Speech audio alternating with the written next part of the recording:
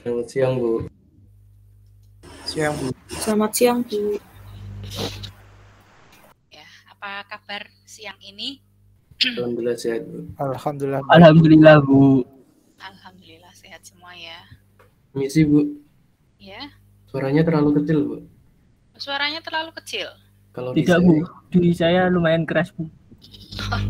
Beda-beda mungkin ini ya, penangkapan di tempat Anda sinyalnya mungkin ya. Tapi tidak putus-putus ya? Aman, Bu. Aman.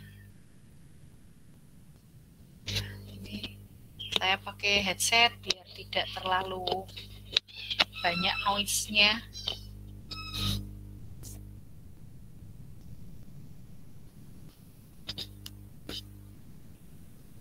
Cek ya.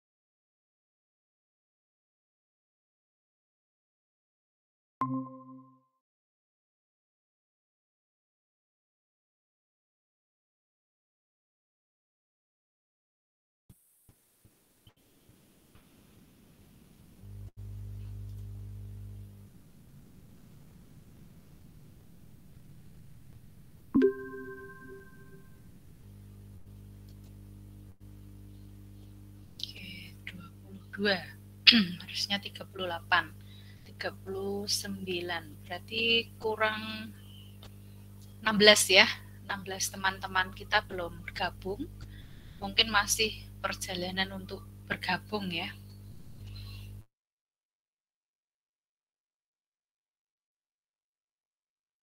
Mulai cepat selesai gitu ya.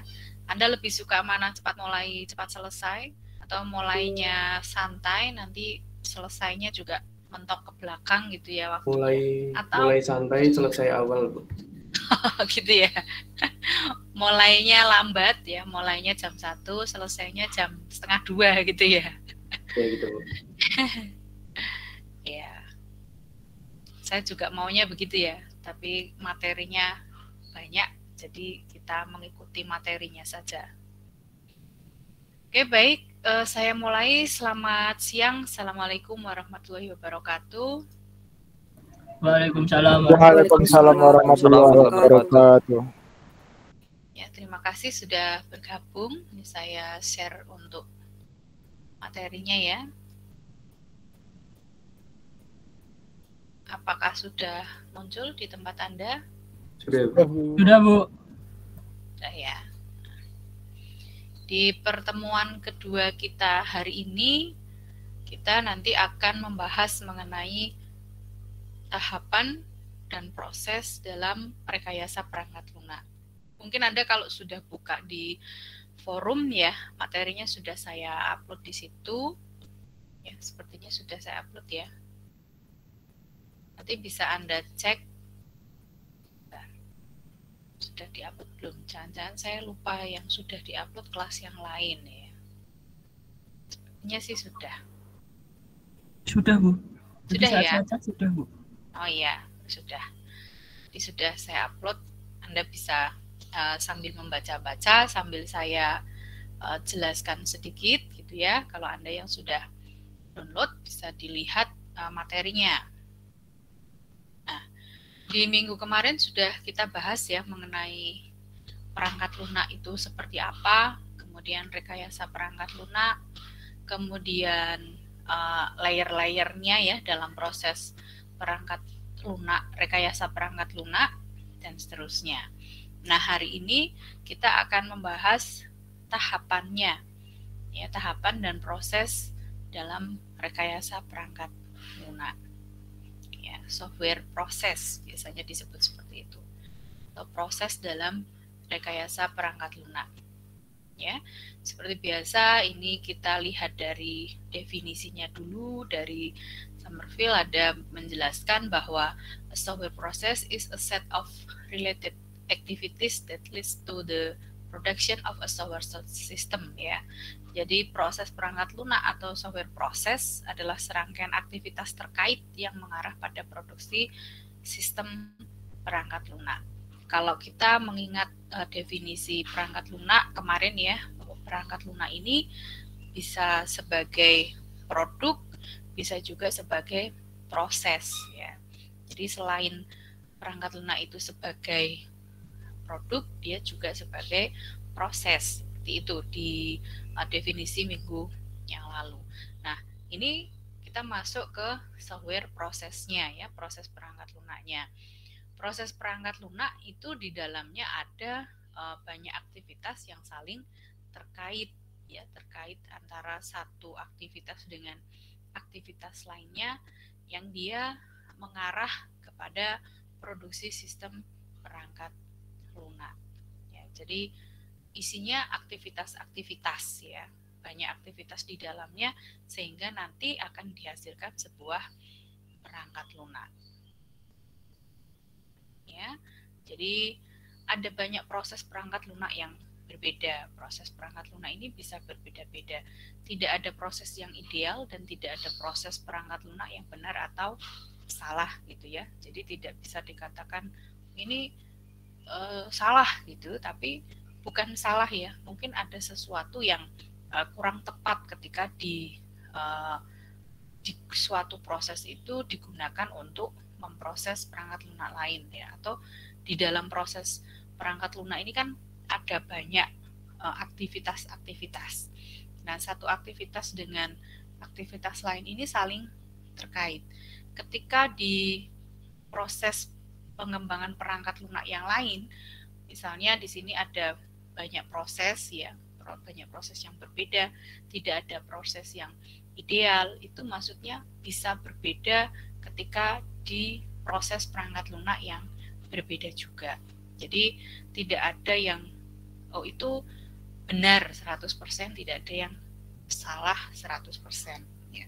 Jadi walaupun benar, kadang masih ada sesuatu yang kurang tepat ya. Makanya rekayasa perangkat lunak ini terus berkembang ya, selalu berkembang untuk menemukan sesuatu yang paling tepat, yang paling sesuai gitu ya. Karena satu proses mungkin akan berbeda dengan proses yang lain ketika diterapkan untuk tujuan perangkat lunak yang lain. Di sini juga ada keterangan sebagian besar organisasi telah mengembangkan proses pengembangan perangkat lunak mereka sendiri. Jadi organisasi-organisasi ini sudah punya divisi IT sendiri, mengembangkan sendiri ya, tidak melewati pembelian software yang besar-besaran, tapi organisasi ini mengembangkan sendiri ya. Kita sudah lihat banyak seperti itu, tidak tergantung dengan organisasi lain yang memang khusus membuat perangkat lunak. Jadi itu sudah mulai berkembang di setiap perusahaan. Misalnya Anda bekerja di satu perusahaan, ya pasti di situ ada divisi IT. Mungkin untuk software atau aplikasi yang sederhana, divisi ini bisa mengembangkan sendiri gitu ya. Tapi untuk sesuatu yang besar mungkin bisa dibuatkan oleh organisasi atau perusahaan lain yang memang di bidang pengembangan software. Ya. Kemudian di dalam software proses ini ada kerangka kerjanya. Ya, jadi suatu kerangka kerja proses atau proses framework ini menetapkan dasar untuk proses rekayasa perangkat lunak secara lengkap dengan mengidentifikasikan sejumlah kecil aktivitas kerangka kerja yang berlaku untuk semua proyek perangkat lunak, terlepas dari ukuran dan kompleksitasnya. Jadi di sini ada kerangka kerja prosesnya, yang di dalamnya ada dasar-dasar untuk proses rekayasa perangkat lunaknya, ya sudah lengkap dengan mengidentifikasi aktivitas-aktivitas di dalam kerangka kerja tersebut. Ya, baik itu ukurannya kecil ataupun besar, itu kompleks atau sederhana, ini pasti ada kerangka kerjanya. Nah, di dalam kerangka kerja ini yang nanti mencakup aktivitas-aktivitas penyangga. Jadi ada aktivitas-aktivitas lain yang terkait, ya, yang berlaku di proses perangkat lunak tersebut. Ya, aktivitas penyangga ini biasanya di RPL disebut dengan umbrella activity. Jadi ada satu kerangka kerja, ya, ada aktivitas-aktivitas di dalamnya. Nah, aktivitas-aktivitas penyangga itu yang disebut dengan umbrella activity. Ya, jadi ada di seluruh proses perangkat lunaknya. Contohnya seperti ini. Ini menurut Ian Sommerville, ya. Jadi di dalam software proses atau proses perangkat lunak itu ada 4 aktivitas, ya. Ada 4 aktivitas yang paling dasar, ya. 4 aktivitas rekayasa perangkat lunak dasar. Ini ada 4. Yang pertama software specification. Jadi di awal sebelum Anda melakukan yang lain itu, aktivitas awal yang harus dikerjakan adalah Anda mencari spesifikasi yang dibutuhkan, ya. Kebutuhannya seperti apa secara fungsional, ya. Misalnya Anda mau membuat sistem apa? Misalnya sistem pendaftaran mahasiswa baru. Gitu. Sistem pendaftaran mahasiswa baru ini yang dibutuhkan fungsi-fungsi apa saja di situ? Ya, mungkin fungsi input data diri, gitu ya. Nah, di dalam fungsi input data diri ini ada apa saja? Nah, jadi itu sudah didefinisikan, ya. Spesifikasi ini semuanya sudah didefinisikan. Fungsi-fungsi dari perangkat lunaknya juga sudah didefinisikan dengan baik. Jadi di awal itu kita mencari dulu apa saja yang dibutuhkan, spesifikasinya software ini nanti seperti apa, fungsi-fungsinya bagaimana, kemudian ada batasannya. Jadi perlu dibatasi, ya. Nah, mungkin pendaftaran dibatasi, pendaftaran ini yang diterima adalah 100 orang, ya. Yang boleh mendaftar berapa? Yang boleh mendaftar misalnya 1000, gitu ya. Atau dibatasi dari waktunya. Waktu pendaftaran akan dibuka sampai tanggal sekian, ya. Kemudian tidak bisa melebihi, ya. Jadi ada batas-batasnya dari perangkat lunak itu sendiri, ya, batas penggunaannya maupun batas kemampuan sistemnya. Misalnya tidak bisa diakses dalam satu waktu dengan 1000 orang, gitu ya. Jadi dibatasi ketika yang mengakses itu sudah 500 orang. Nah, di situ ada keterangannya. Nah, seperti sistem saya pernah gunakan itu ada di atasnya pengguna ada 800 sekian orang, gitu ya. Jadi kita tahu, oh ini sistemnya agak lambat karena yang menggunakan banyak. Terus di situ juga ada keterangannya, ketika Anda sudah selesai mengerjakan, tolong segera keluar dari sistem agar yang lain bisa menggunakan sistem. Jadi batasan pengoperasionalannya jelas. Ya, jadi di awal kita menentukan spesifikasi softwarenya seperti apa. Ya, jadi jangan hanya jalan saja, terus nanti ketika Anda wis yang penting dibuat nanti sejadinya gitu ya. Nah, jangan seperti itu. Kalau sejadinya ya nanti nggak jadi-jadi. Sejadinya ini akhirnya tidak menjadi sesuatu yang jadinya bagus, tapi sejadinya itu seolah-olah jadi seadanya gitu ya.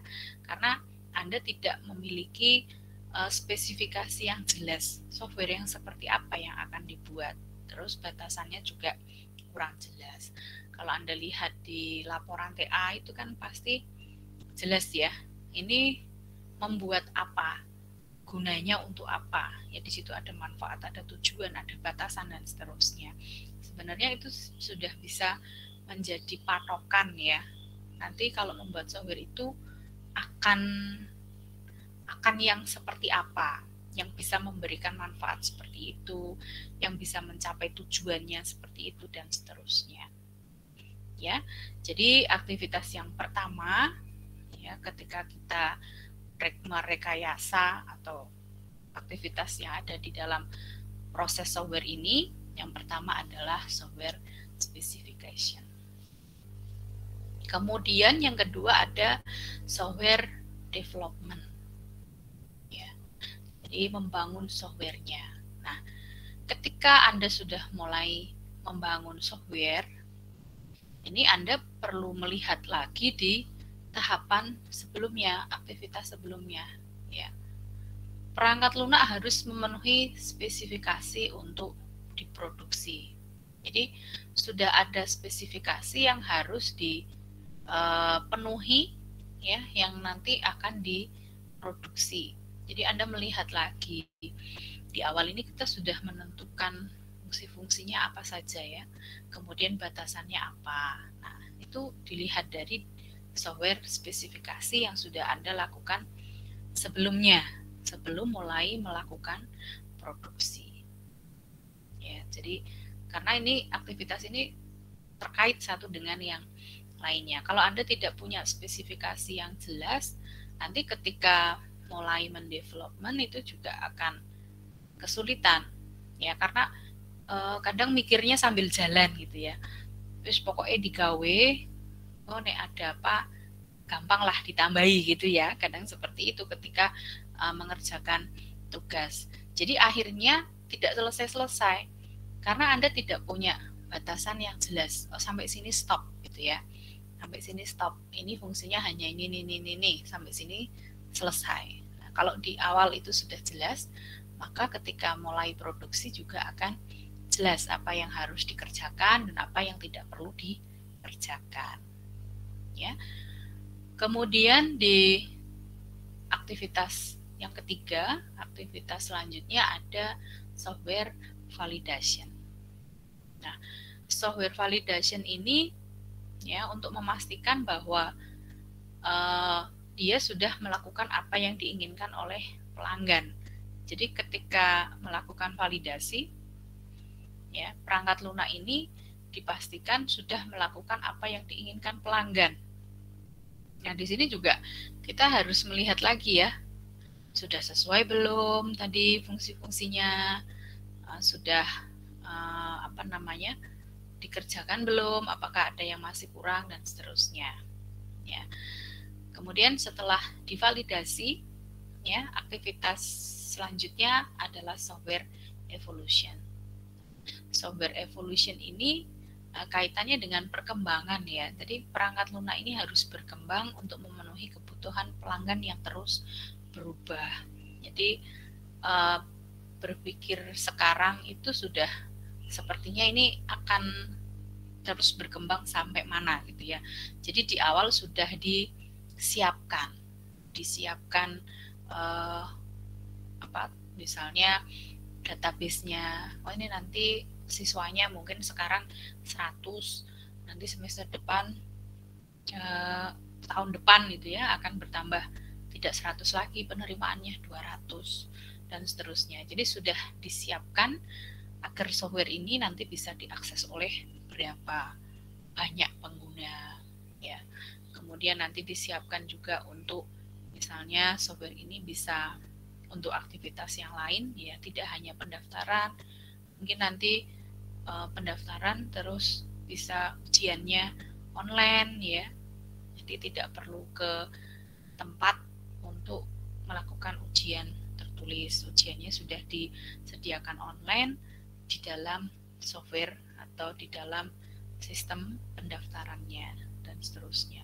Ya, jadi kebutuhan ini akan terus berubah sehingga untuk perangkat lunaknya juga sudah disiapkan bisa menghadapi perubahan itu. Gitu ya. Jadi tidak nanti suatu saat tiba-tiba berubah kaget gitu. Tapi sudah dari awal disiapkan jika ada perubahan. Ya. Misalnya Anda punya tanah mau dibangun rumah, saat ini butuhnya masih 1 lantai gitu ya. Tapi mungkin nanti kalau anaknya sudah 4, 5, rumahnya kurang besar jadi butuh 2 lantai. Atau nanti kalau anak-anaknya sudah besar-besar semua, sudah pindah punya rumah sendiri-sendiri, nah rumahnya perlu dibuat 5 lantai, ya dirubah jadi kos-kosan misalnya. Jadi di awal sudah disiapkan pondasinya ini tidak hanya untuk 1 lantai, tapi untuk 5 lantai sekaligus gitu ya. Walaupun pada saat itu yang dibangun baru 1 lantai, tapi sudah siap untuk 5 lantai. Ya, jadi tidak nanti ketika bangun rumah 2 lantai dibongkar semuanya. Ya. Terus nanti 5 lantai dibongkar lagi. Ya, tapi dari awal sudah disiapkan. Nanti kalau misalnya mau 6 lantai berarti ditambah apanya, itu sudah dipikirkan dari awal ya. Jadi itu software proses ya, 4 aktivitas yang ada di dalamnya menurut Ian Sommerville. Kemudian ini tahapan atau aktivitas yang ada di dalam software proses ya, pengembangan perangkat lunak ini menurut Roger S. Pressman ya. Tahapan-tahapannya ada 5. Ini kalau kita melihat dari sebelumnya ya, proses ini aktivitas dalam rekayasa perangkat lunak dasar ini hampir sama ya. Jadi pada dasarnya ini seperti ini pada dasarnya dalam aktivitas rekayasa perangkat lunak. Nah, kemudian bisa dikembangkan dengan banyak tahapan yang lain ya. Dan dari tahapan ini juga muncul model-model pengembangan perangkat lunak yang lain. Jadi ini yang baru yang dasar. Nah, menurut Pressman ini ada 5 tahapan gitu ya. Jadi mulai dari communication, kemudian ada planning, ada modeling, ada construction dan deployment. Komunikasi, ini ada tahapannya customer collaboration and requirement gathering. Jadi bersama-sama menyiapkan kebutuhan apa ya, customer ini perlu apa ya, dan Anda sebagai developernya ya, sebagai software engineer-nya ini bisa berkolaborasi dengan customer ya, bisa berdiskusi, bisa berkomunikasi dengan baik, apa yang dibutuhkan, sistemnya bagaimana ya, yang dibutuhkan oleh customer-nya. Jadi perangkat lunak yang baik itu melihat atau mengutamakan apa yang dibutuhkan oleh pengguna. Jadi kita selalu kembali ke penggunanya atau usernya gitu ya. Ketika Anda sudah mengatakan itu bagus, tapi kalau usernya, penggunanya ini tidak merasa itu bagus, tidak merasa software itu banyak membantunya, ya ini jadi tidak bagus lagi ya. Jadi maka tadi tidak ada yang ideal, benar-benar ideal proses itu bisa diterapkan di manapun. Selalu ada perbaikan gitu ya, ada modifikasi untuk mencapai yang terbaik. Ya. Jadi tahap pertama ada komunikasi. Kemudian tahap yang kedua ada planning. Ya, jadi di sini sudah menentukan work plan-nya ya. Jadi nanti akan bekerjanya di dalam rekayasa ini seperti apa. Ya, Di situ sudah mendeskripsikan bagaimana resiko-resiko teknik yang mungkin terjadi. Ya, kemudian sudah ada listnya untuk resource-nya ya. Jadi resource requirement-nya, kebutuhan-kebutuhan mungkin dari sisi sumber daya manusianya ya, dari kebutuhan nanti sistem pendukungnya dan seterusnya. Kemudian bagaimana nanti memproduksi atau bekerja untuk menghasilkan produk-produk yang baik, dan Anda nanti juga menyiapkan untuk jadwalnya seperti apa. Ini sama ya, jadi tahapan ini sebenarnya nanti yang kita kerjakan juga di pembuatan tugas ya. Anda kan punya tugas yang pertama membuat kelompok ya. Nah, tugas pertama Anda membuat kelompok ini nanti bersama-sama dengan temannya. Setelah mendapatkan kelompok, Anda mulai berdiskusi mengenai ini ya. Anggap saja saya ini sebagai usernya ya. Jadi nanti Anda mulai mendefinisikan ya, mulai berdiskusi dengan teman kelompoknya. Nah, komunikasi dengan saya itu nanti ketika misalnya Anda mengumpulkan catatan-catatan diskusi itu ya, Anda mulai sudah mulai tahu apa yang akan dikerjakan. Nah, itu nanti bisa berdiskusi dengan saya sebagai user gitu ya. Anggap saja saya ini yang butuh aplikasi itu, Anda yang membuatkan, jadi Anda perlu berdiskusi dengan customer-nya. Nah, di planning ini juga sama ya. Jadi Anda sudah punya jadwal, kita sudah jelas jadwalnya ya. Jadi sebelum UTS nanti ada presentasi, dan sebelum UAS ada presentasi. Nah, Anda sudah punya jadwal ini. Nanti minggu kesekian itu sudah selesai sampai bagian apa, minggu sekian sampai di mana ya. Kemudian ada tugas untuk masing-masing anggota kelompoknya ya, siapa mengerjakan apa, siapa tugasnya apa. Jadi jelas ketika nanti misalnya sudah saatnya harus presentasi tapi ada yang kurang ya, itu memang menjadi tanggung jawab tim. Tapi penanggung jawab utamanya adalah yang diberi tugas untuk mengerjakan bagian tersebut. Itu ya. Jadi tanggung jawab tim ke saya, tanggung jawab tim nanti di dalam tim itu adalah tanggung jawab yang tidak mengerjakan itu, gitu ya. Jadi kita sudah mulai belajar bertanggung jawab. Ini juga Anda kalau misalnya berkelompok terus tidak mengerjakan seperti itu, nanti nama baiknya ya, nama baiknya akan tercemar ya. Jadi nanti kalau ada kelompok lagi, jangan sama si itu kalau tugas kelompok nggak mau mengerjakan misalnya gitu ya. Nah itu kan eman-eman Anda tidak baik, dikenalnya ini tidak baik, tidak, teman-temannya malah nggak mau berkelompok. Harusnya sebaliknya ya, teman-temannya ini rebutan gitu ya, aku mau satu kelompok dong sama kamu misalnya gitu ya, karena sudah terkenal orangnya bertanggung jawab ya. Nanti gimana Bu kalau ada yang seperti itu, dihubungi tidak bisa, kemudian di WA cuma dibaca ya, nggak dibalas ya. Kalau memang sulit untuk diajak komunikasi ya dilepas saja ya, lepas ini dihapus gitu, namanya dihapus dari kelompok. Nanti kalau marah gimana Bu? Ya marahnya ya sama dirinya sendiri ya, jangan sama temannya, kan yang tidak mengerjakan dia. Jadi biarkan saja. Ini bukan Anda menjahati temannya ya, ini Anda mendorong temannya untuk lebih bisa bertanggung jawab. Kalau kebiasaan ikut namanya, nunut nama nanti menjadi tidak bertanggung jawab. Alah sudahlah, sudah dikerjakan semua kok sama Mas Yoga misalnya gitu ya, jadi tidak ikut mengerjakan, atau Yoga nggak pernah bikin tugas gitu ya. Jadi ini contoh saja, nanti kalau ada misalnya kejadian seperti itu dihapus saja namanya. Tapi sepertinya karena ini kelompok unggulan ya, jadi hal seperti itu mestinya tidak terjadi ya.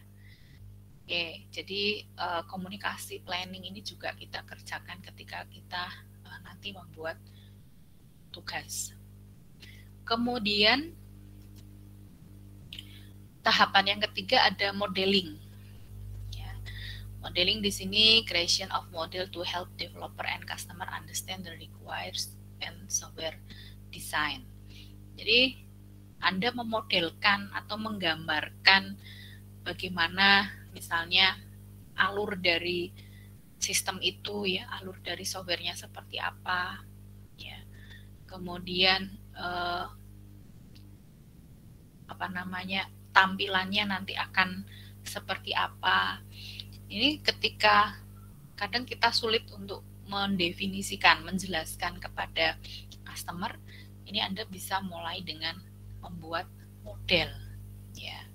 Kalau yang paling sederhana kita kenal itu ada ya, flowchart, ya. Jadi sederhana. Nah, nanti kalau di RPL ini Anda menggunakan diagram-diagram. Kalau yang masih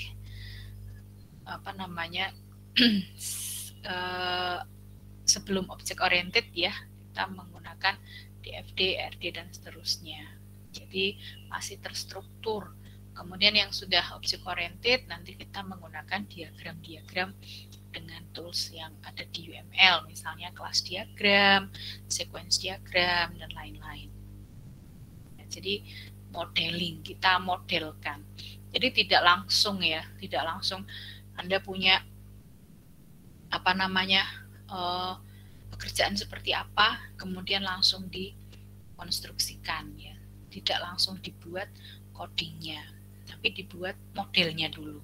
Karena model ini untuk berdiskusi, ya, dengan customer-nya, untuk lebih memahami, ya. Kalau ada perubahan pun nanti bisa dilihat di modelnya. Jadi bisa dirubah.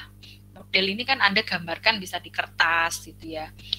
Jadi lebih mudah untuk berkomunikasi, untuk melihat prosesnya seperti apa. Nah, dari situ baru nanti dibuat codingnya, masuk ke code generation, ya, dikonstruksikan seperti apa model ini, ya, diterapkan dengan bahasa pemrograman. Mestinya modelnya apapun bisa dengan ABC, ya, maksudnya dengan bahasa pemrograman A, bahasa pemrograman B, C dan seterusnya, itu bisa dikerjakan. Kemudian ada testingnya, ya. Jadi setelah Anda membuat codingnya, dites dulu, diuji dulu, apakah sudah betul, ya. Jika ada yang masih salah, mungkin dari sintaknya atau dari cara logikanya, ini bisa diperbaiki dulu sebelum nanti ditunjukkan ke customer. Ya, kalau sudah beres semua, sudah benar semua, tunjukkan ke customer apa yang masih kurang. Nah, dari situ nanti customer bisa memberikan masukan lagi, bisa melihat dari kebutuhan customernya ini seperti apa. Nah, dari situ masuk ke deployment. Ya, deployment ini sudah diberikan ke customer, kemudian ada feedback, ya, ada perubahan dan seterusnya, ini baru bisa kita lakukan lagi dan seterusnya. Jadi tahapan ini bentuknya seperti alur hidup, gitu, ya, life cycle, gitu, ya. Jadi dia berputar. Ya, itu tahapan pengembangan menurut Pressman yang paling sederhana, ya, dasarnya seperti itu. Nah, kemudian ini selain mendeskripsikan proses tadi, ya, penting juga bahwa software proses itu mendeskripsikan produknya. Jadi hasil dari aktivitas proses itu seperti apa, ya. Jadi produknya ini hasil dari aktivitas proses yang dari awal. Kalau Summerville ini tadi ada software spesifikasi, ya. Dari software spesifikasi ini hasilnya apa, kemudian dari hasil yang selanjutnya ini seperti apa, sampai nanti menghasilkan satu produk software. Ya, kemudian bisa mendeskripsikan peran atau role-nya, ya, yang di sini mencerminkan tanggung jawab orang-orang yang terlibat di dalam proses tersebut. Jadi ada perannya masing-masing. Kalau desainer mungkin mendesain antar mukanya, ya, tampilannya seperti apa. Kalau dari analisis mungkin menganalisis kebutuhannya dulu, ya, dan seterusnya. Jadi ini bertahap, ya, bisa bertahap. Kalau nanti kita di gambaran software proses ini bisa bertahap, murni benar-benar bertahap per tahap, ya. Dari satu tahap harus selesai dulu, kemudian ke tahap berikutnya. Atau ada yang bertahapnya ini bisa sambil berjalan. Ketika kebutuhan itu sudah terpenuhi, dia sudah mulai berjalan ke bagian selanjutnya, ya, bisa mulai ke desainnya dan seterusnya. Bagian yang sudah didesain itu sudah bisa masuk ke bagian codingnya dan seterusnya. Walaupun ini masih desainnya ini masih berlanjut, ya, sambil menunggu yang lain bisa sambil dikerjakan untuk codingnya. Jadi ada beberapa model software proses itu beda-beda gitu ya. Nah, nanti yang paling cocok dengan apa yang akan Anda kerjakan yang mana. Ya. Kemudian yang ketiga, ya, dapat mendeskripsikan kondisi sebelum dan sesudah, pre and post condition, yaitu pernyataan yang benar sebelum dan sesudah aktivitas proses diberlakukan atau produk diproduksi. Ya, jadi sebelum diproduksi ini seperti apa, kemudian sesudah diproduksi bagaimana. Ya, jadi pernyataan-pernyataan ini harus yang sebenarnya. Oh, sebelum diproduksi pernyataannya begini, misalnya butuhnya ABCD, setelah diproduksi baru AB gitu ya, produknya tidak sesuai dengan kondisi sebelumnya. Oke, kemudian sampai sini ada pertanyaan?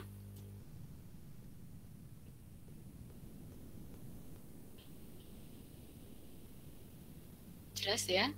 Ya, itu tahapan-tahapan dasarnya seperti itu. Nanti perkembangannya banyak sekali. Ya, jadi dasarnya seperti itu. Kalau dari Ian itu ada 4 tahap, kalau dari Roger dan Maxim itu ada 5 tahap.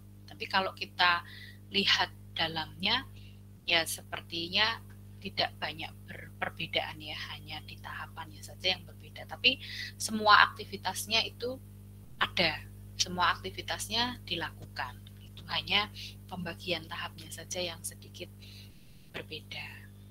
Beda pakar biasanya memang beda isi ya, tapi intinya sama. Oke, kalau tidak ada pertanyaan saya lanjutkan ke mitos ya.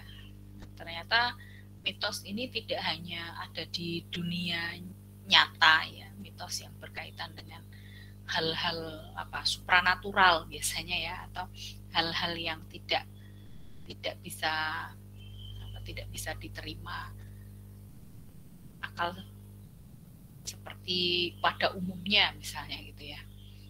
Jadi ada mitos-mitos dalam rekayasa perangkat lunak. Ya, jadi tidak hanya di kehidupan saja mitos-mitos itu ada, di rekayasa perangkat lunak juga ada.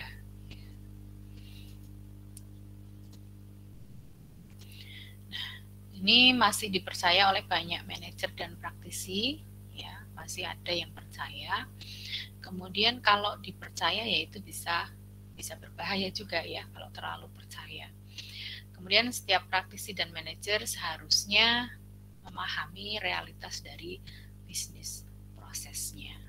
Ya, ini bisa Anda lihat di bukunya Roger S. Pressman. Nah, ini beberapa mitosnya. Jadi dari sisi customer, ya, dari sisi pelanggannya, biasanya akan berpikir bahwa secara umum ya, dia bisa dari tujuan itu cukup menulis program, kemudian nanti rinciannya belakangan gitu ya. Jadi tidak dari awal ditentukan spesifikasinya, tapi nantilah sambil jalan gitu ya. Misalnya Anda tadi ketemu dengan seseorang, kemudian berkomunikasi, si customer ini pengennya apa?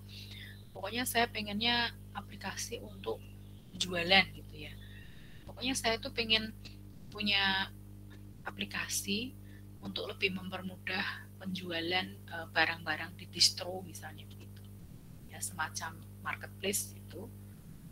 Tapi dia tidak jelas yang dijual itu apa, terus pasarnya ini siapa ya, dan seterusnya.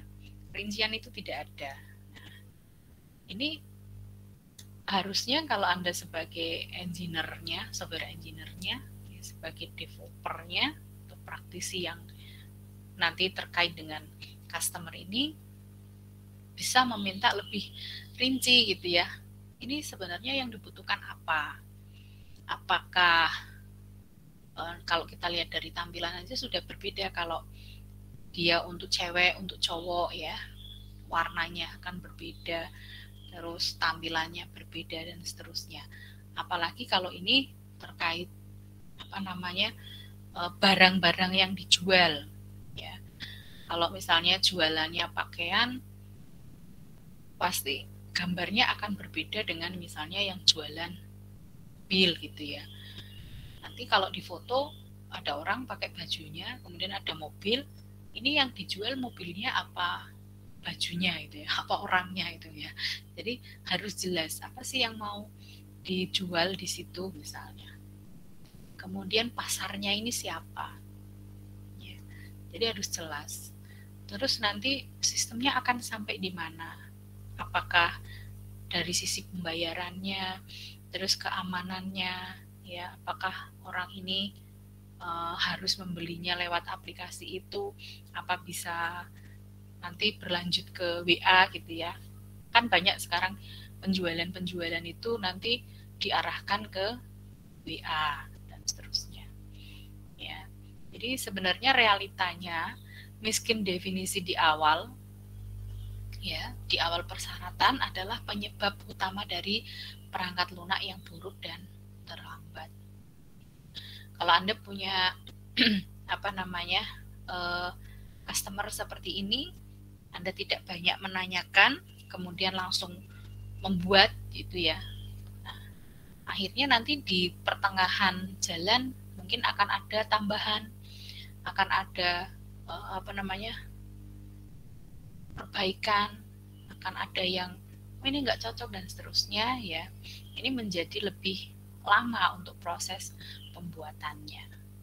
Ya, jadi itu mitos ya, karena tadi kita lihat dari Ian Somerville maupun Roger S. Pressman, yang di awal itu adalah kita bersama-sama dengan customer menentukan spesifikasi kebutuhannya. Ya, jadi tidak hanya saya ingin membuat ya, tapi butuhnya apa? Butuh apa sih di aplikasi itu? Butuh apa sih di software yang ingin Anda miliki itu gitu ya. Jadi tidak sekedar ingin punya, tapi memang ada kebutuhan-kebutuhan di dalamnya. Oke. Kemudian mitos yang kedua, ini ada persyaratan proyek terus berubah. Tetapi perubahan dapat dengan mudah ditampung karena software bersifat fleksibel. Ya, kalau kita lihat dari aktivitas dasar tadi yang sudah disampaikan, memang ada evolusi gitu ya. Jadi ada feedback dan ada perubahan. Ketika sudah terdelivery, itu sudah terkirim ke customer, ini dari customer akan ada feedbacknya. Nah, feedback ini kalau ada perubahan, perbaikan itu akan menjadi masukan atau perbaikan lagi. Tapi jika perubahan itu terus menerus gitu ya terus menerus, kemudian kan memang harus berubah begitu tanpa persiapan di awal akan ada perubahan, ini nanti pada kenyataannya akan sangat berpengaruh ke biaya ya. Kalau dari awal ini hanya berpikir bahwa sudah biasa ada perubahan gitu ya, tanpa dipikirkan perubahan ini ya seminimal mungkin sesuai dengan kebutuhan ya. Karena tadi di awalnya tidak ada rincian yang jelas, tidak ada spesifikasi kebutuhan dari perangkat lunaknya, sehingga ketika berjalan itu akan banyak perubahan. Jadi ini biaya perubahan untuk memperbaiki kesalahan software ini bisa meningkat secara dramatis atau drastis gitu ya pada tahap selanjutnya dari kehidupan perangkat lunak tersebut. Ya, ini kaitannya dengan biaya. Kalau Anda membuat tugas ya mungkin tidak ada biayanya ya. Biayanya apa? Biaya cemilan gitu ya ketika Anda membuat tugas, tapi secara ini tidak ada. Ya, tapi kalau di dunia nyata berubahnya isi, kemudian waktu yang mulur itu pasti akan berdampak ke biaya. Oke, kemudian dari sisi praktisinya atau developernya atau Andanya ya sebagai pengembangnya. Mitosnya sekali program ditulis dan bekerja, pekerjaan praktisi ini sudah dilakukan. Programnya sudah dibuat dan sudah berjalan. Anda beranggapan sudah dilakukan. Padahal realitanya 60% sampai 80% dari usaha yang dikeluarkan pada program itu terjadi setelah disampaikan kepada pelanggan. Ya. Jadi sebelum itu disampaikan ke pelanggannya, ya sebelum terdelivery itu belum dikatakan sudah selesai dilakukan ya, sudah bekerja, sudah ditulis. Ya. Karena 60% sampai 80% itu justru setelah disampaikan kepada pelanggannya. Ya, jadi karena biasanya ketika tadi ya ada feedback itu akan lebih banyak pekerjaan. Sampai sebuah program sedang berjalan, tidak ada cara untuk menilai kualitas. Nah, ini bisa Anda lihat di teorinya yang kemarin ya, di layer-layer rekayasa perangkat lunak. Bahwa kualitas itu kita tentukan di awal.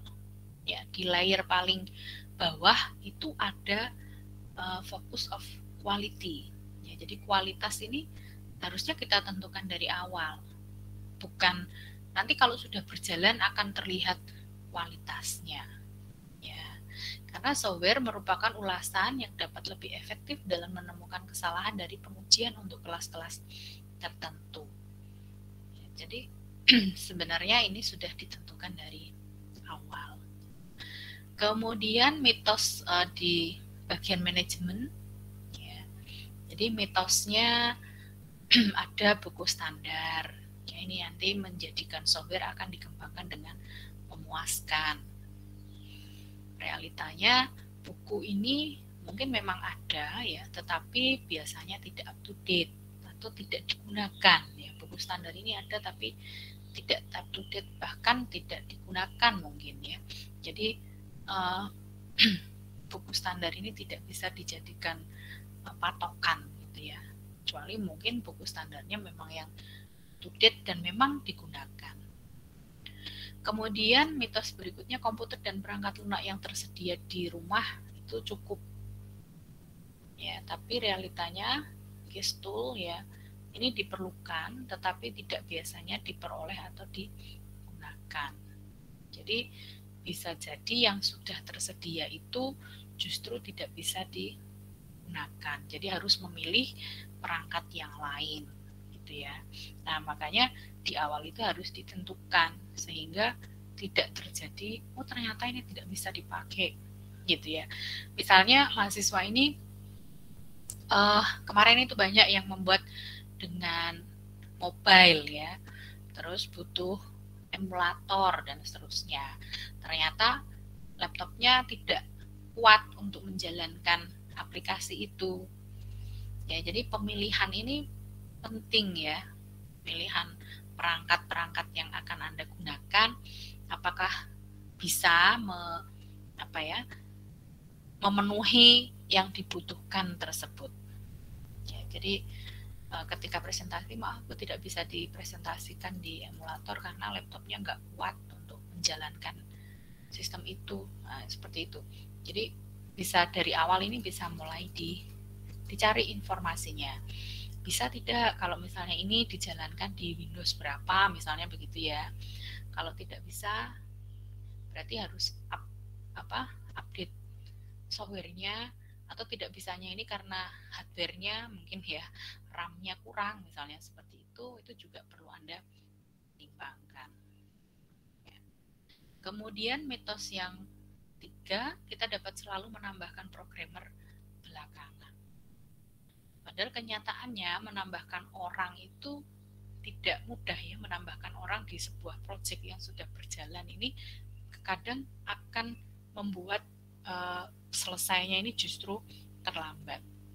Ya seperti misalnya kelompok Anda sekarang satu kelompok 3 orang gitu ya. Kemudian nanti tiba-tiba ada temannya satu, saya belum dapat kelompok, tolong dong saya dimasukkan misalnya begitu.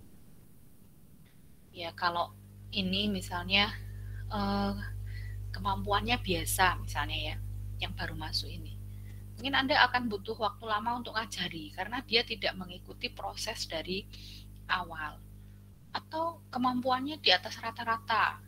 Ya, ketika melihat proyek yang sudah berjalan dia banyak unek-uneknya. Ini kok kayaknya kurang ini loh. Nah, Anda jadi bingung ya.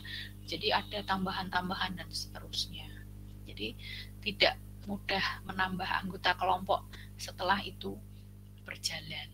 Nah, kalau nambah kelompok tapi dia nggak mau kerja ya sama saja ya. Kalau di kelompok tidak mau kerja ya nggak usah ditambah. Nah, untuk apa nambah tapi nggak kerja ya. Kalau di perusahaan kan nambah orang ini nambah biaya, pasti dia harus bekerja.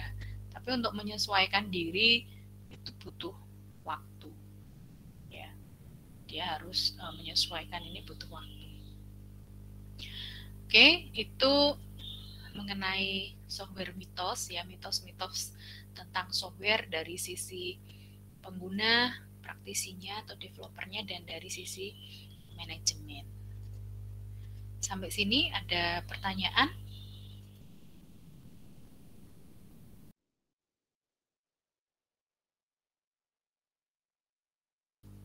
Belum ada pertanyaan, Bu. Belum ada ya. Teorinya masih mudah dimengerti. Baik, kalau tidak ada pertanyaan, saya lanjutkan di prinsip-prinsipnya. Jadi tadi kita sudah ada tahapan-tahapan ya, sudah ada beberapa tahapan dasar dalam software proses. Nah, ini ada prinsip-prinsip di dalam tahapan-tahapan tersebut. Yang pertama ada ini penjelasannya ya di inti dan dari software engineering ini ya, ada 2 bagian di levelnya proses dan pada level praktisnya. Jadi ketika pada level proses itu prinsip utama menetapkan sebuah filosofi dasar yang memandu tim software seperti melakukan aktivitas kerangka kerja dan umbrella activity. Ya, jadi menavigasikan aliran proses dan menghasilkan sekumpulan produk kerja softwarenya.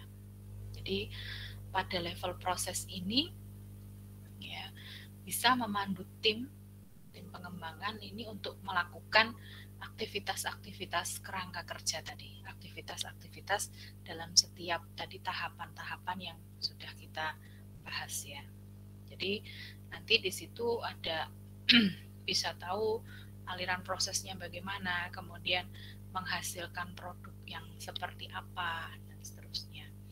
Kemudian pada level praktisnya, prinsip utama menetapkan sekumpulan nilai dan peran yang berfungsi sebagai panduan dalam menganalisis masalah. Jadi di praktisnya kita bisa untuk panduan bagaimana menganalisis masalah, merancangkan solusinya dan mengimplementasikan dan menguji ya, dan akhirnya nanti menyebarkan atau mengirimkan software tersebut kepada user. Ya, jadi ada 2 level di proses dan di praktis. Ya, ini tambahan. Kemudian ini prinsip-prinsip tadi yang terkait dengan aktivitas-aktivitas atau tahapan-tahapan ya di dalam pengembangan perangkat lunak, di dalam rekayasa perangkat lunak. Nah, tadi yang pertama tahapannya adalah communication. Ya, prinsip ketika kita berkomunikasi yang paling utama adalah kita mampu mendengarkan. Ya, dengarkan dulu si customer atau pengguna langsungnya ya atau end usernya ini ada masalah apa, dia perlu solusi yang bagaimana. Misalnya masalah saya itu, saya punya toko onderdil motor misalnya ya, saya punya 3 karyawan tapi tidak ada misalnya tidak percaya gitu ya, tidak ada rasa percaya kalau karyawan ini harus pegang kasir misalnya gitu. Nah, akhir-akhir ini customer Anda ini banyak aktivitas di luar sehingga dia bingung ya, kalau ditutup itu kok sayang ya, harus meliburkan karyawan, mengurangi omset juga karena tidak ada penjualan dan seterusnya. Tapi kalau tidak tutup, siapa nanti yang pegang kasir? Nah, jadi permasalahan seperti itu yang mungkin awalnya muncul. Contohnya. Nah, seperti itu Anda didengarkan dulu. Jadi jangan langsung memberi solusi ya, didengarkan dulu sampai selesai masalahnya apa, baru bisa memberikan saran ya, atau tadi ya, mencari fungsi-fungsi atau kebutuhan apa yang perlu ada yang untuk bisa memecahkan permasalahan tersebut. Nah, kemudian yang kedua, prinsipnya Anda harus punya persiapan. Jadi mungkin perlu riset dulu ya.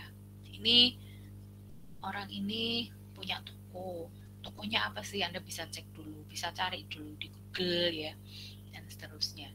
Jadi tahu betul ini kira-kira itu permasalahannya bagaimana. Nah, Anda bisa nanti dengan Anda sudah berbekal itu, Anda ada pengetahuan, Anda sudah siap. Nanti bisa menanyakan apa, bisa memberikan saran apa, dan seterusnya. Jadi harus disiapkan ini secara materinya itu Anda sudah tahu gitu ya. Nanti akan berkomunikasi seperti apa. Dan atau persiapan-persiapan lain juga bisa ya masuk di sini. Kemudian seseorang harus memfasilitasi aktivitas tersebut. Jadi harus ada ya, harus difasilitasi untuk Anda bisa berkomunikasi. Kemudian aktivitas ini bisa face to face. Ini yang terbaik ya. Jadi komunikasi face to face ini yang terbaik. Jadi kalau ada kesempatan jangan sampai disia-siakan ya. Jadi ketika ini bosnya datang kebetulan ya, bisa jam sekian. Ya, kalau ada misalnya Anda ada janji yang lain, kira-kira lebih penting yang mana? Kalau kira-kira yang lain bisa diundur gitu ya, atau dimajukan, ya itu bisa. Karena mungkin sulit sekali gitu ya ketemu dengan seseorang ini. Jadi Anda punya urutan prioritas yang paling sulit ditemui, suatu saat dia ada waktu langsung ditemui. Kemudian catat dan dokumentasikan keputusan. Catat dan dokumentasikan keputusan yang ada dari komunikasi tersebut. Berusaha untuk berkolaborasi, ya, jelas ya. Jadi berkolaborasi dengan customer-nya, Anda bisa masuk di dalamnya. Tadi ya, dengan Anda memiliki bekal untuk berkomunikasi, Anda bisa berkolaborasi dengan customer. Kemudian tetap fokus dengan diskusinya. Bila tidak jelas, Anda bisa menggambarkan. Ya, tadi ya, kalau ada sesuatu yang ketika dengan komunikasi ini sulit, Anda bisa menggunakan gambar. Kemudian sekalipun sekalinya setuju terhadap sesuatu, maka move on, jadi berpindah. Kalau itu bagian A misalnya sudah, customernya sudah oke, ya sudah ganti ke bagian yang lain. Ya, jangan dibahas-bahas terus, nanti customernya jadi bingung, nanti berubah lagi gitu ya. Kalau sudah setuju, sudah oke, ya ganti yang lain. Gitu. Jadi negosiasi di sini bukan kontes atau game ya, bukan Anda itu sebagai misalnya developer kemudian ingin menunjukkan gitu ya, saya ini bagus dan seterusnya. Tapi di sini adalah Anda berkolaborasi. Komunikasinya tidak seperti Anda menampilkan diri Anda gitu ya, tapi lebih banyak mendengarkan. Ya. Itu prinsip dari komunikasi. Ya, sebenarnya ini juga kita terapkan walaupun kita tidak dengan pengguna yang customer gitu ya. Kita dengan dosen, dengan teman satu kelompok ini juga sama.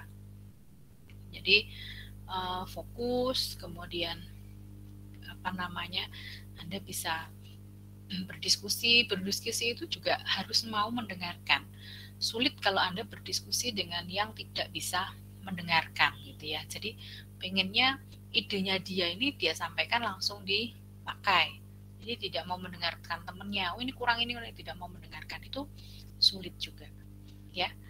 Itu kenapa kita diciptakan telinganya 2, mulutnya 1 ya. Jadi karena mendengarkan itu lebih sulit. Oke, kemudian prinsip dari planning ya. Tadi setelah komunikasi ada perencanaan. Tahap yang kedua di sini perencanaan atau planning. Ini ada prinsip-prinsipnya. Nah, yang pertama ketika Anda mau memulai merencanakan, yang harus Anda pahami adalah cakupan proyeknya. Ya, tadi misalnya batasannya sampai di mana, fungsinya sampai apa saja dan seterusnya. Memahami cakupan proyeknya. Kemudian yang kedua, Anda melibatkan stakeholder dalam aktivitas perencanaan ini. Ya, bisa dari pihak terkait misalnya manajemen atau customer atau dari sisi user dan seterusnya. Ya. Kemudian memahami bahwa perencanaan itu selalu berulang. Ya, Anda berulang terus, ini iteratif. Anda sudah merencanakan seperti ini misalnya ABCD, ketika masuk di deployment ternyata ABCD-nya ini ada kesulitan atau ada masalah. Nah, ini bisa dicek lagi di perencanaannya seperti apa. Kemudian yang keempat, Anda bisa memperkirakan berdasarkan pada apa yang Anda ketahui. Jadi tidak memperkirakan sesuatu yang Anda ini tidak pernah tahu ya. Misalnya kita memperkirakan yang akan datang itu dari apa yang sudah pernah terjadi, kita sudah pernah lihat, kita sudah pernah tahu. Jadi perkiraannya seperti ini gitu ya, karena dulu pernah ada yang seperti itu gitu misalnya. Jadi berdasarkan pada apa yang Anda ketahui. Jadi jangan tidak tahu apa-apa, tidak pernah melihat apa-apa, tapi Anda bisa memperkirakan ya seperti sesuatu yang pernah Anda ketahui sebelumnya. Itu juga penting ya. Kemudian pertimbangkan resiko yang didefinisikan pada saat perencanaan. Ya. Mungkin akan timbul resiko, mungkin waktunya bisa molor dan seterusnya. Itu bisa di awal ini Anda sudah mempertimbangkan yang resiko ini seminimal mungkin terjadi. Ya. Jadi Anda harus realistik. Seperti nanti misalnya kelompok Anda sudah mulai membuat definisi-definisi tadi ya, sudah mulai memiliki sudah diskusi dengan temannya, kemudian sudah ada permasalahan yang perlu diselesaikan, itu juga harus realistis ya. Kira-kira dengan waktu sekian bisa selesai tidak itu? Kira-kira dengan sumber daya manusia yang ada ya, waktu yang terbatas bisa selesai tidak?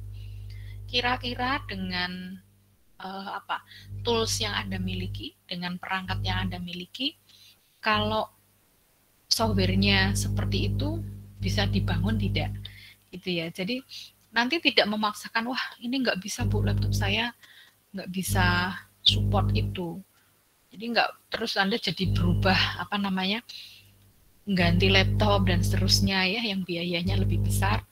Jadi dari awal sudah direncanakan, oh bisa laptop saya bisa berjalan misalnya 2 device seperti ini dan seterusnya.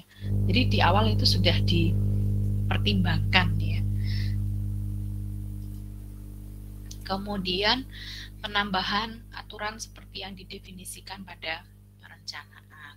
Jadi jika nanti ada tambahan-tambahan aturan lain, itu sudah didefinisikan di awal. Menentukan bagaimana Anda bermaksud untuk menjamin kualitas. Nanti untuk menjamin kualitas ini seperti apa? Mungkin dari sisi pengujian itu di awal sini, di bagian planning ini sudah Anda perkirakan ya. Nanti akan diuji dengan pengujian, misalnya ada black box-nya, ada white box-nya.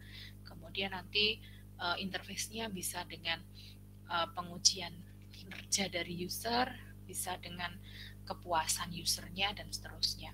Jadi kualitas ini dari awal sudah diperkirakan apa yang akan dilakukan untuk menjamin kualitasnya. Ya salah satunya dengan tadi pengujian. Kemudian di planning ini Anda bisa menjelaskan bagaimana Anda bermaksud untuk mengakomodasi perubahan. Jika nanti ada perubahan akan seperti apa, itu sudah ada di planning.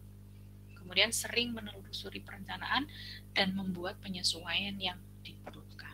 Ya, karena tadi planning itu bersifat iteratif ya, perulangan. Jadi akan berulang, akan muter lagi dan seterusnya. Makanya di sini harus Anda bisa menelusuri, oh perencanaannya ternyata kurang apa, ini masih ada yang perlu ditambah dan seterusnya.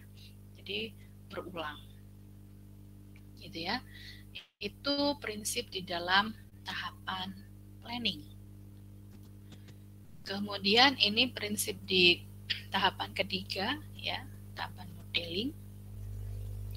Prinsip yang pertama, tujuan utama dari tim software adalah membangun perangkat lunak. Ya, jadi bukan membuat model ya, ini perlu ditekankan di sini. Jadi nanti Anda ada tugas, tugasnya ini memang hanya satu ya. Tugasnya hanya satu, tapi dikerjakan terus-menerus. Jadi ada progresnya setiap pertemuan. Misalnya kelompoknya Mas juga modelnya sudah selesai belum? Sudah sampai mana modelnya? Ya itu ada progresnya. Jadi Anda mungkin suatu saat progresnya dikumpulkan atau lain kali tidak dikumpulkan. Tapi minimal di situ Anda ada progresnya, walaupun sedikit ya. Misalnya kemarin sudah ada ininya Bu, konteks diagramnya sudah ada, sekarang ada diagram apa gitu ya. Jadi ada kemajuan setiap minggunya. Karena tujuan kita tidak hanya di model itu, tapi tujuan kita menghasilkan software ya, tidak hanya membuat model, ya tidak hanya membuat diagram-diagram, tapi nanti sampai ke perangkat lunaknya. Ya, ini kadang mahasiswa tidak tahu karena lupa atau karena pas disampaikan itu tidak datang atau datang tapi ngantuk ya, terus tidur, apalagi online Anda tidak menyalakan kamera. Saya tidak tahu apakah Anda mendengarkan dengan baik atau tidak ya. Jadi ketika sudah selesai UTS itu, loh dibuat toh Bu? Ya dibuat ya. Jadi tidak sekedar membuat model tapi membuat perangkat lunak. Ya. Oke, kemudian prinsip yang kedua, jangan membuat lebih banyak model dari yang dibutuhkan. Nah, ini juga sama. Kadang kalau kita di model itu, mahasiswa, padahal diagram ini cukup sampai level 1 misalnya. Tapi Anda membuat sampai level 2, 3, dan seterusnya. Yang itu di level 1 saja sudah cukup bisa menggambarkan seluruhnya. Ya. Jadi disesuaikan saja dengan kebutuhan. Kemudian berusaha untuk menghasilkan model yang sederhana yang akan menyelesaikan masalah atau software. Jelas ya. Membangun model dalam sebuah cara yang membuat mereka setuju untuk merubah. Model ini juga bisa untuk berkomunikasi tadi ya. Sehingga ketika ada perubahan atau ada sesuatu yang kok ternyata tidak sesuai ya. Kadang yang digambarkan di model ketika masuk ke tahap deployment ada yang kurang pas, nah itu ada perubahan dan seterusnya. Ya, kemudian model ini dapat menyatakan tujuan yang jelas. Kemudian diadaptasikan model-model yang kita kembangkan dengan perubahan yang terjadi pada sistem. Ya, ketika sistemnya butuhnya kok ternyata tidak pas dengan gambaran model di atas kertas itu, ya nanti bisa disesuaikan. Cobalah membangun model yang berguna, tetapi jangan lupa membangun model yang sempurna. Kalau bisa ya sempurna ya. Kalau tidak bisa sempurna ya minimal model itu berguna. Ya. Jangan kaku dengan sintaks model. Jika model saat ini dapat mengkomunikasikan isi dengan baik, penampilan adalah nomor 2. Ya, jadi yang penting Anda ketika menggambarkan model itu bisa untuk mengkomunikasikan isinya ya dengan baik. Kalau masalah tampilan gambarannya itu nanti nomor 2 lah. Yang penting bisa untuk mengkomunikasikan. Jika naluri memberitahu bahwa model tersebut tidak tepat, walaupun tampaknya di atas kertas baik-baik saja, ini tadi ya, mungkin kita punya alasan untuk mempertimbangkan ulang. Jadi memang kalau perlu ada perubahan, ya dirubah. Itu ya. Jadi itu akan terus berjalan. Misalnya banyak kok yang misalnya sudah sampai di aplikasi, itu menyampaikan, Bu, ini ternyata yang ini kalau seperti di gambar ini nggak sesuai ketika masuk di aplikasinya. Oh ya silakan, berarti ini ada perbaikan. Ya, jadi nanti ada perbaikan, tidak masalah karena menyesuaikan tadi. Ya, kemudian tahapan yang keempat ada construction. Ya, ini ada prinsip-prinsipnya. Di tahapan ini ada di dalamnya ada coding, validasi, dan testing. Kita lihat dulu untuk coding. Ya. Jadi di sini sebelum Anda mulai menulis coding, Anda harus memahami masalah yang sedang dipecahkan. Jelas ya. Kalau nggak memahami masalah, terus bagaimana bisa menulis ya. Jadi tadi kalau Anda tiba-tiba masuk ketika sudah semuanya berjalan, khawatirnya Anda tidak memahami masalahnya. Ya, jadi harus memahami masalahnya. Kemudian memahami prinsip dan konsep dasar perancangan. Memahami tadi ya yang sudah dirancang itu paham maksudnya seperti apa. Ya. Karena kadang kalau ini di tugas ini ya Anda merancang sendiri, ngoding sendiri gitu ya. Semuanya sendiri bertiga bareng-bareng. Tapi kalau di project yang sebenarnya biasanya beda ini ya, beda tim ya. Mana tim yang nanti coding, mana tim yang nanti membuat model, dan seterusnya. Ya, jadi ini dalam satu tim itu juga komunikasinya harus baik. Kemudian memilih bahasa pemrograman yang dibutuhkan perangkat lunak dan lingkungan di mana akan beroperasi. Jadi bahasa pemrograman yang dibutuhkan apa, lingkungannya nanti untuk beroperasinya bagaimana, ini juga harus sesuai.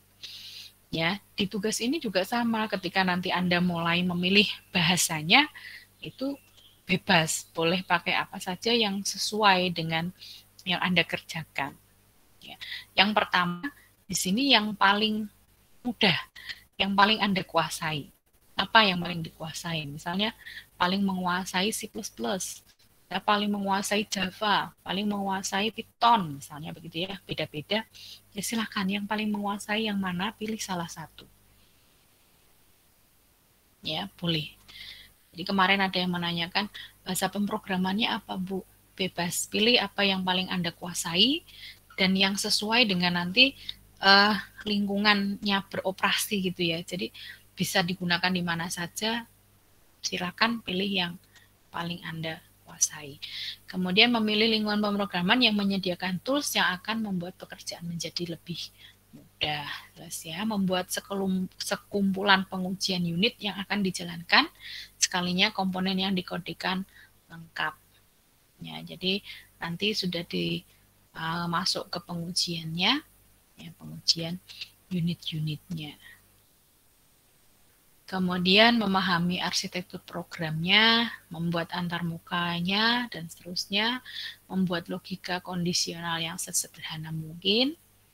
Ya, ketika Anda ngoding itu kan isinya kondisi-kondisi ya. Jika begini maka begini, jika begini maka begini, dan seterusnya.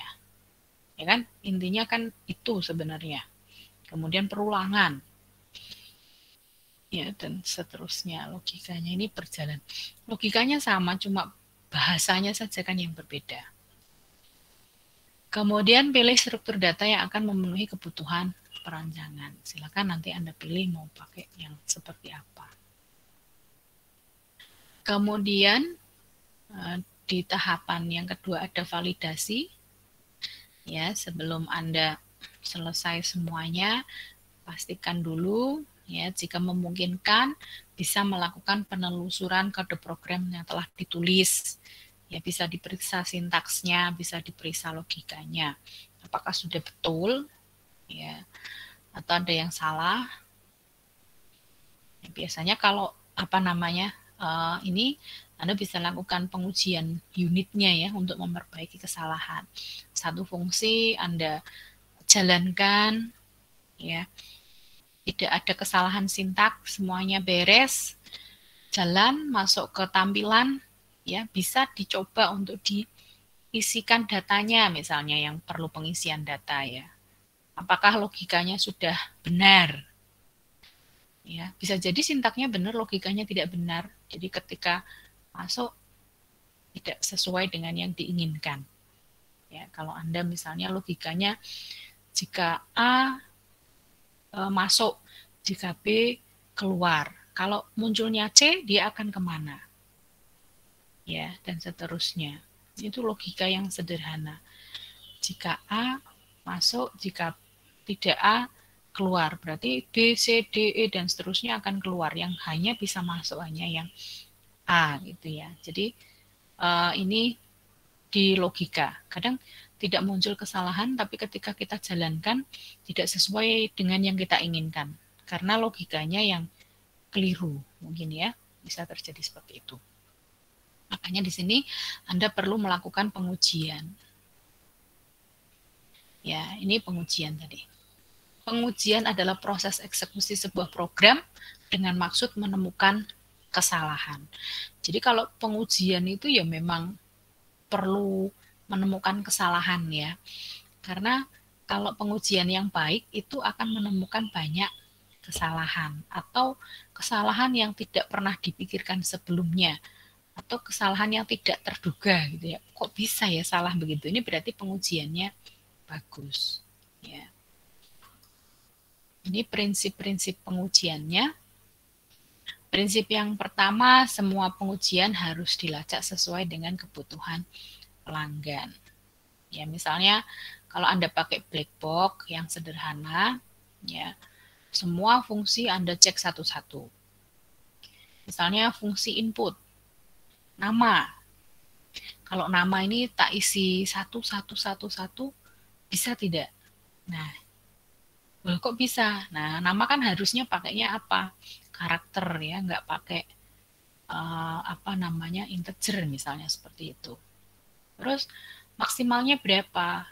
Mungkin bisa diberi maksimal namanya. Jadi kalau terlalu panjang bisa membuat singkatan ya. Terus kalau misalnya jenis kelamin ini kan lebih baiknya pakai pilihan ya, atau checkbox laki-laki, perempuan. Karena kalau isian nanti kalau salah memasukkan ya misalnya tidak sesuai dengan yang diharapkan dari sistem itu akan sulit. Jadi semuanya dicek satu-satu setiap masukannya.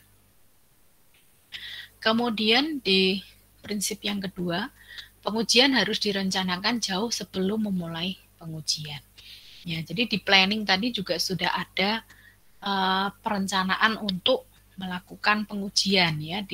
Ketika Anda ingin menunjukkan penjaminan mutunya, itu kan Anda sudah mulai menentukan nanti pengujiannya seperti apa, sehingga mutu ini benar-benar bisa ditunjukkan. Kemudian prinsip yang ketiga, ini berlaku prinsip Pareto. Jadi 20% cacat sistem ini menyebabkan 80% masalah. Jadi 20% ini jangan disepelekan, karena 20 ini menyebabkan 80% bermasalah. Jadi semuanya jadi bermasalah ya. Itu. Kemudian prinsip yang keempat di dalam pengujian harus dimulai dari in the small dan menuju ke pengujian in the large ya. Jadi mulai dari yang kecil ke yang besar. Misalnya tadi mulai dari tiap unitnya ya. Kemudian ke pengujian terintegrasi. Jadi yang sederhana, yang kecil-kecil fungsi-fungsinya nanti keseluruhan di tes lagi. Kemudian prinsip kelima, pengujian yang lengkap adalah sesuatu yang tidak mungkin. Ya, karena pengujian ini akan terus berjalan. Pengujian ini kalau sangat lengkap ya waktunya juga akan lama gitu ya. Jadi memang biasanya sambil berjalan, oh ini ada yang kurang dan seterusnya. Nah, kemudian kita masuk ke bagian yang terakhir, ada deployment principle. Ya, ketika Anda mulai mendistribusikan ya, mulai mengirimkan softwarenya, prinsip yang pertama adalah harapan pelanggan untuk software itu harus dijaga, harus dikelola. Jangan sampai memberikan harapan palsu ya. Jangan di PHP ini nih. Ya, saya juga nanti jangan di PHP-kan dengan tugas Anda ya. Jadi Anda di awal sudah mempresentasikan, mendeskripsikan akan membuat yang wah luar biasa begitu. Saya sudah memiliki ekspektasi yang tinggi gitu ya terhadap wah ini bagus ini, kira-kira softwarenya saya berpikirnya tinggi karena Anda presentasinya sudah sangat luar biasa gitu ya. Tetapi tiba-tiba ketika di sebelum UAS presentasi loh kok seperti ini gitu ya. Nah, itu banyak terjadi. Jadi tolong itu dijaga ya. Jangan sampai saya merasa di PHP-in ya dengan presentasi Anda di awal. Jadi di akhir itu sesuai dengan yang Anda presentasikan di awal. Kalaupun ada perubahan ya enggak beda banget gitulah ya.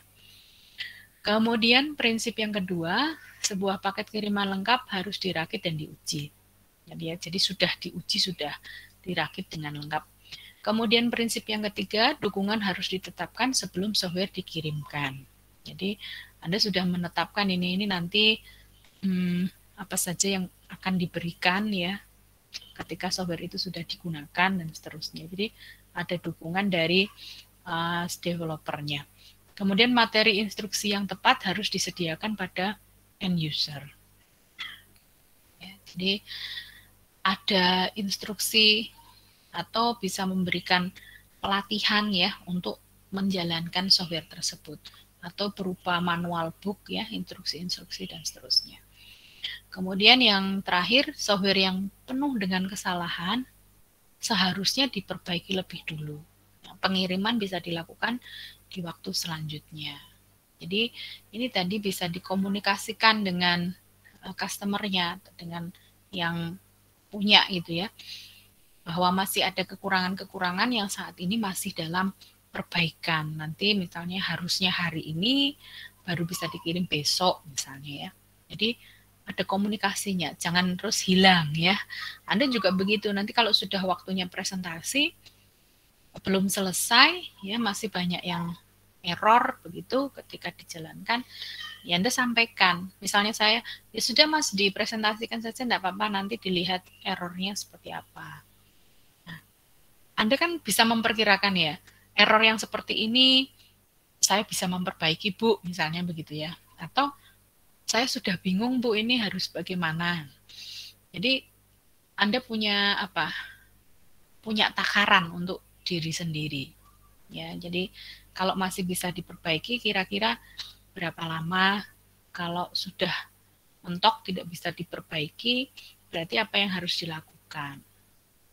Gitu ya. Baik, sampai situ apakah ada pertanyaan?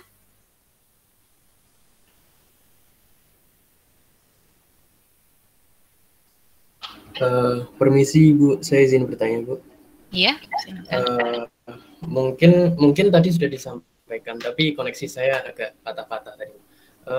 Tadi kan diberitahu kalau untuk tugas-tugasnya itu ada penilaian seperti presentasi dan juga hasil produknya, Bu. Nah, Ya. Itu pembagian presentase penilaiannya itu berapa persen ya? Atau masih memang belum ditentukan? Kalau presentasi itu yang paling besar ya. Jadi presentasi itu yang nilainya paling besar. Misalnya Anda setiap minggu sudah ada progres, kemudian dikirimkan ke saya, itu kan ada nilainya. Tapi nanti untuk presentasi itu nilainya paling banyak. Jadi kalau misalnya, ini contohnya misalnya ya, Anda setiap minggu itu progresnya bagus, dikirimkan ke saya. Tapi ketika harus presentasi, kok tidak ada yang presentasi gitu ya, misalnya satu kelompok itu semuanya nggak hadir. Ya itu nilainya 50% sendiri ya presentasi ini. Karena presentasi itu saya bisa bertanya, Anda bisa menjelaskan. Ya beda dengan yang dikirim misalnya di email dan seterusnya itu saya hanya membaca, saya tidak bisa bertanya. Kalau ada sesuatu yang harus diperbaiki juga saya paling cuma bisa komentar, saya replay gitu ya untuk apa namanya emailnya. Tapi kalau kita presentasi ya seperti ini kan bisa tanya jawab begitu. Dan kalau presentasi itu misalnya ada satu kelompok berempat, itu empat-empatnya itu bersuara semua ya. Kalau misalnya dengan ngirim-ngirim tugas seperti itu kan tidak tahu pasti yang ini yang ngerjakan apa, Mas Naufal ini ngerjakan bagian apanya ya dan seterusnya. Jadi presentasi ini kalau saya itu 50% nilainya dari yang lain. Nah, kalau bagian konsumsi itu nilainya banyak dari teman-teman. Kalau dari saya nggak ada nilainya. Kalau dari teman-teman kan ini ya dapat konsumsi jadi semangat. Siap Ibu, terima kasih Bu. Oke, sama-sama. Ada yang lain mungkin? Permisi Bu, saya ingin bertanya. Ya. Seperti yang disampaikan tadi kan ada yang presentasi dan progres tiap minggu dan sebagainya. Nah, itu mulainya kapan Bu? Mulainya minggu depan. Oh, ya, minggu depan. Jadi ya minggu ini Anda fixkan dulu untuk kelompoknya ya di bagian apa ini kulino itu nanti Anda bisa memasukkan kelompoknya ya. Ini kalau assignment itu Anda uploadnya di situnya enggak ya? Enggak ya? Kalau assignment biasanya Anda memasukkan hasil pekerjaan itu lewat email atau di Kulino langsung? Kalau kecil di Kulino langsung Bu, cuman kalau gede lebih dari 25 megabyte ke Google Drive. Nah gitu. Nanti dimasukkan di ini ya, di tugas di pertemuan 2. Ini saya buatkan assignment ya. Dimasukkan nama-nama kelompoknya. Jadi anggotanya siapa saja itu dimasukkan di sini. Baik. Anda sudah ini ya, coba dicek di Kulino. Sebentar, ini namanya saya rubah dulu.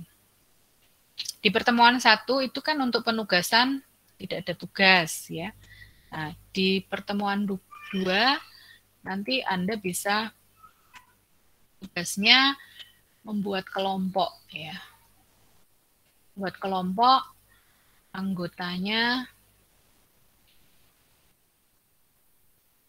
minimal 3 dan maksimal 4.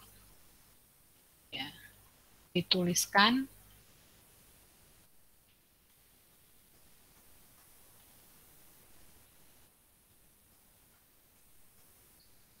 nanti ditulis saja, bisa dengan dibikin di bisa di PDF kan juga boleh ya. Jadi nanti saya punya data ini kelompoknya siapa saja. Bumi, Ya, itu tiap anak nulis atau hanya perwakilan tiap kelompok? perwakilan saja ya. Perwakilan saja. Kalau semua nanti ada 38 kelompok ya. Jadi salah satu saja. Salah satu saja nanti yang memasukkan. Siap, Bu. Ya, sudah ada ya di pertemuan 2.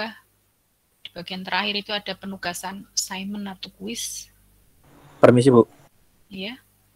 itu untuk filenya langsung ditulis di komentar atau nulis di TXT atau di Word atau di mana Bu? Yang biar apa namanya? Biar satu jenis aja, biar nggak beda-beda gitu. Oh iya, biar satu jenis ya, biar semuanya sama. Enaknya pakai apa? Pakai Word apa di TXT? TXT aja Bu. TXT, ya di TXT juga enggak apa-apa. Sekalian Anda bisa, kalau ini kan bisa dilihat teman-temannya ya. Assignment nggak bisa, Bu? Enggak Bu, Oh, nggak bisa itu ya. yang forum Bu. Yang forum ya yang bisa ya. Soalnya saya biasanya pakai quiz, tapi ini sudah disediakan di Kulino pakai assignment ya. Ya, enggak apa-apa. Atau dituliskan di quiz enggak apa-apa, wis. Dituliskan di quiz, sorry, di forum ya. Nanti di forum sajalah biar semuanya terlihat. Ya, biar Anda tahu, oh si ini belum punya kelompok ini, bisa dijapri biar masuk ke kelompok gitu. Berarti yang assignment-nya dibiarin aja Bu ya? Ya, dibiarin aja. Bumi. Ya. Kalau ini jadinya di forum, untuk menuliskan nama kelompok, perwakilan aja. Nah, yang tidak menulis nanti presensinya gimana, Bu? Apakah tetap terekap TU atau gimana? Kalau Yang menurut saya tidak. gini, itu kan sudah ada forum yang absen. Nah, itu bikin forum baru lagi. Ya. Nah, gitu Bu. Oke. Nanti Siap. ini satu forum lagi. Baik, siap. Satu forum di ini ya, khusus untuk menuliskan kelompok ya. Oke, gitu ya. Ada lagi?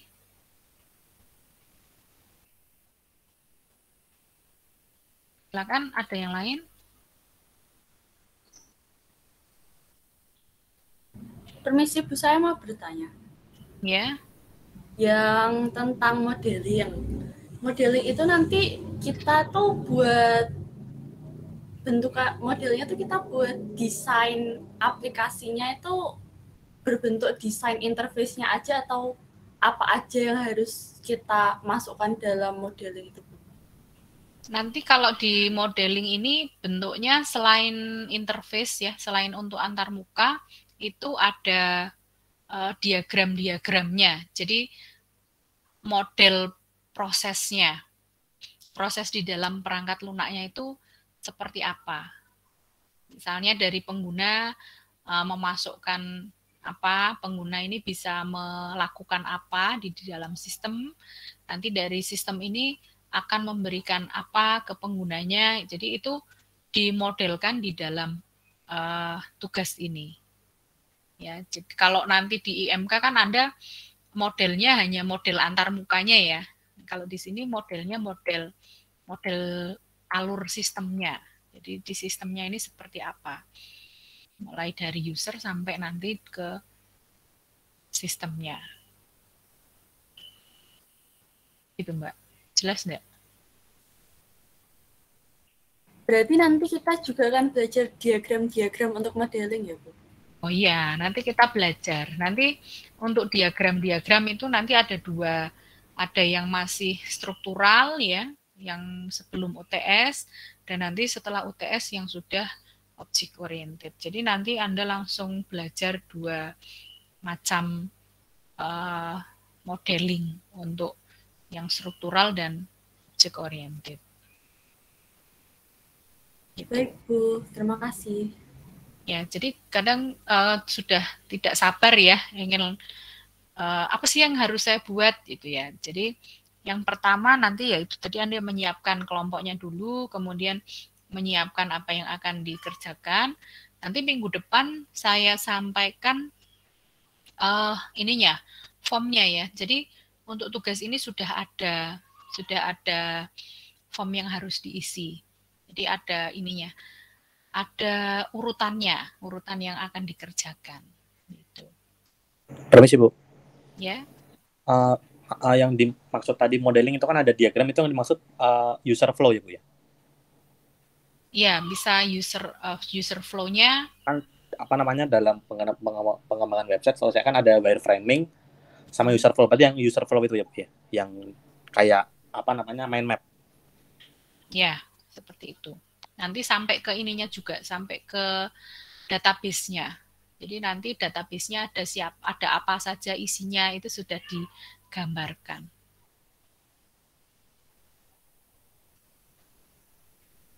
Begitu? Baik Bu. Ya. Ada lagi mungkin Mbak Nabila, silakan, ada pertanyaan? Mic-nya sudah dinyalakan.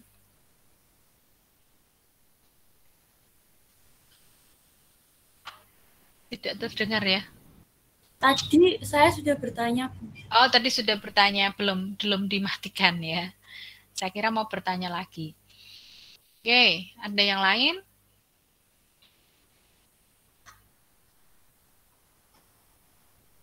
Ini sambil saya buatkan.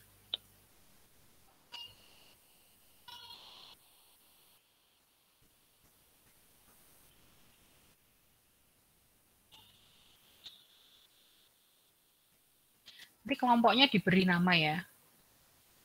Silakan Anda tuliskan nama kelompok dan anggota kelompok. Sudah ada. Silakan yang mau mengisi di forum sudah ada ya, bisa Anda isikan. Nama kelompok itu nomor apa gimana Bu? Nama kelompok bebas ya. Bebas Anda mau bikin apa, misalnya gen unyu-unyu itu. Boleh. Bebas ya. Kalau bisa itu mencerminkan anggotanya ya. Misalnya smart apa gitu ya. Boleh. Atau anggotanya unyu-unyu semua. Nah, seperti itu. Silakan dibuat sebaik mungkin kelompoknya. Jadi ketika nanti Anda berpresentasi itu bisa memperkenalkan kami dari kelompok Smart Legend misalnya ya.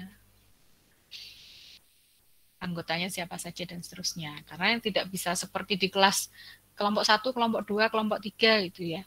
Tapi bebas sajalah. Namanya disesuaikan dengan kelompoknya. Atau disesuaikan bisa dengan software yang akan dikerjakan. Ya.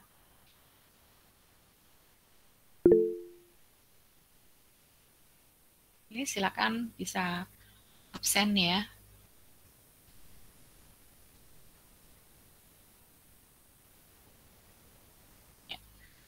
Ada lagi? Ada yang ingin ditanyakan?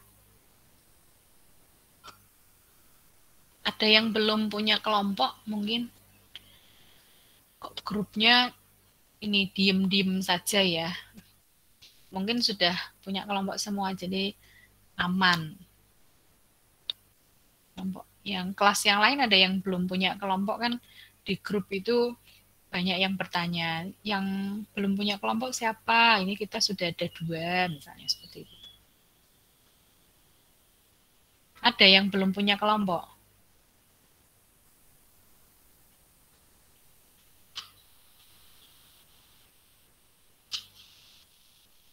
Tidak ada ya?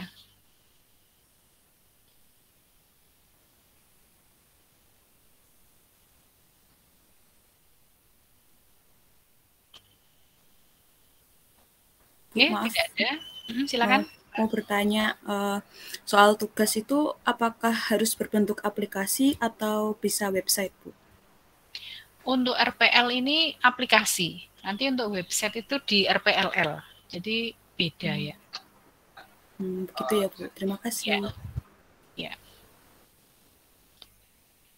Ada lagi?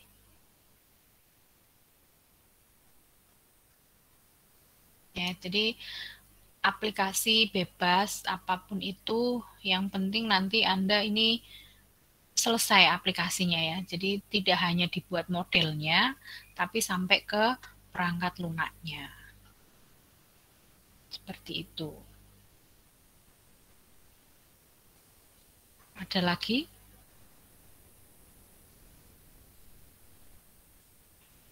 Tidak ada. Temannya sudah absen semua nih, atau ada yang belum absen?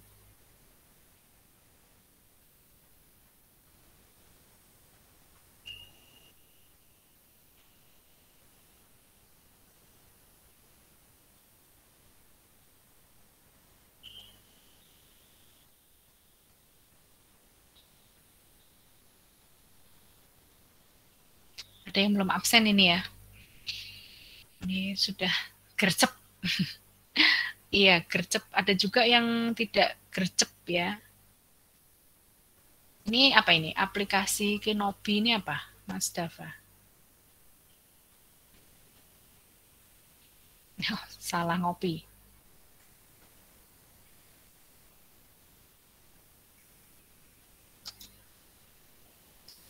Oke, ada yang lain? Ya. Kalau gercep absennya ini berarti Anda kan mendengarkan ya. Saya juga senang langsung. Oh, berarti walaupun kamera mati ada di tempat ya. Iya Bu, sudah jelas Bu. Ya, semoga jelas ya. Iya. Baik, kalau sudah jelas ya, ditunggu minggu depan tugasnya ya. Akan seperti apa, nanti saya sampaikan di pertemuan yang akan datang. Ya, karena sudah tidak ada pertanyaan, sudah cukup. Terima kasih sudah bergabung ya. Jaga kesehatan agar kita bisa segera PTM di kampus ya. Terima kasih, selamat siang. Wassalamualaikum warahmatullahi wabarakatuh. Waalaikumsalam warahmatullahi wabarakatuh. Terima kasih, Bu. Sama-sama.